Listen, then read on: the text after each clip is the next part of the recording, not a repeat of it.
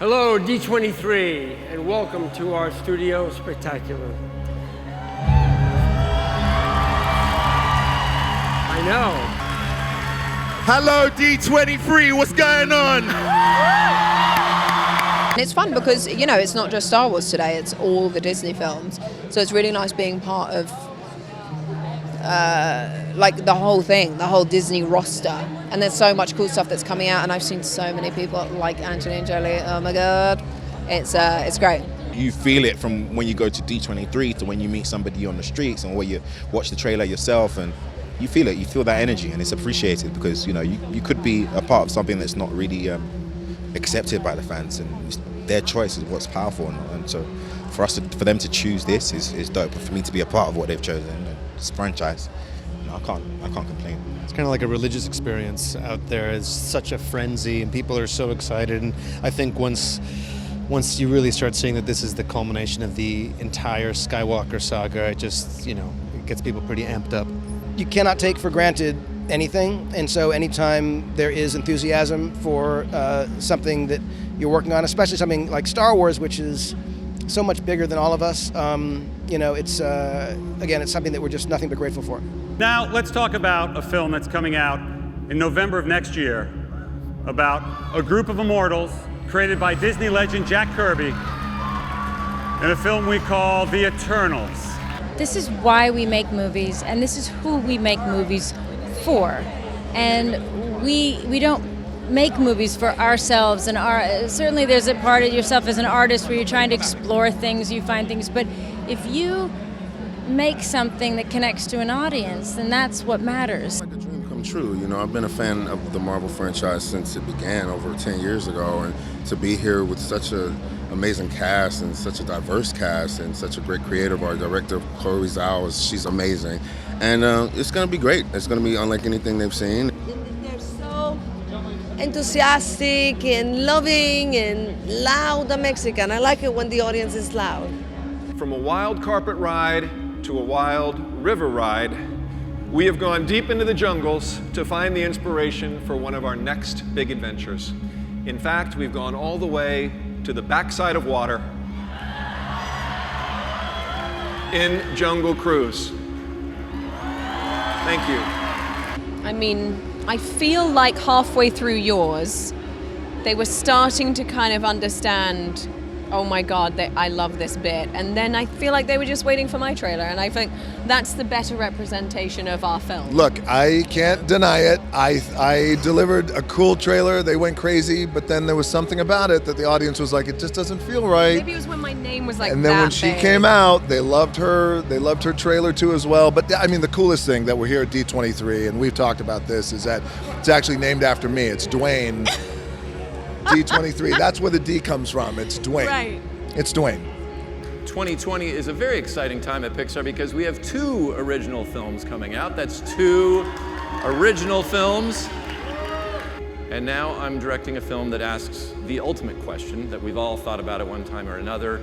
Why am I here? Where did I come from? What am I here for? But, I mean, let's face it, who would make a cartoon about that? I mean, metaphysics? We're calling it Soul. The film is called Soul. I've never been to D23 before. Have you ever been? Yeah. This is my first time. Oh, first time? Yeah. First time. Everybody's first time. Yeah. It's nuts out there. Yeah. It's crazy. It's a rock star lifestyle out there. Yeah. My first time here, and I had only heard what to expect until you're out on that stage and feel that energy from the fans. It's like, it's a kind of indescribable feeling. Let's move onward to Onward. Thrilled to be doing a Pixar movie. I did one many years ago called A Bug's Life, and I'm really happy to be back. I don't know why it took them so long to invite me. I'm actually kind of offended by that. But anyway, it's a thrill. I mean, they know what they're doing. They've got a great sense of humor. That appeals to multi-generations, which has always been the case. And it's fun to do this thing with this idiot.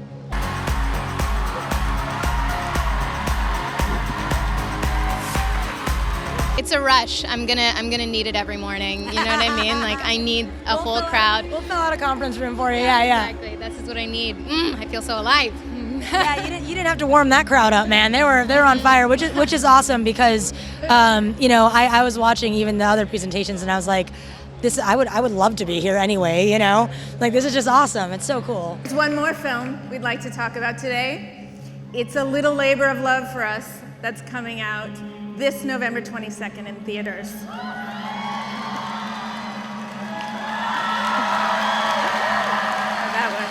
It's amazing. There's so much work that goes into these films, and everyone that works on it is so immensely talented and such wonderful artists, and are so passionate about it that I know it means so much to be able to finally reveal it to the world and to see that reaction. I mean, it's what these films are all about, joy and bringing people together and magic, and so you can really feel it when you're out there. It's thrilling, really, to return to it. It's been thrilling for the last couple of years that we've been working on it.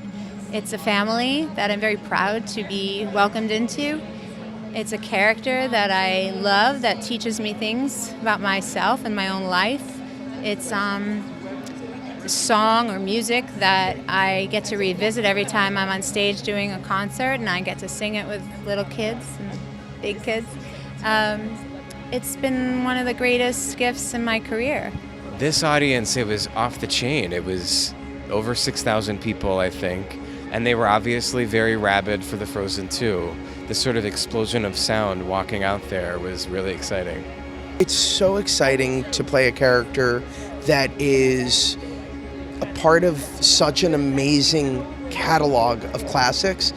And, to have people come up to you on the street and ask for warm hugs, sometimes weird, is also something that I'm thrilled I get to experience on a daily basis.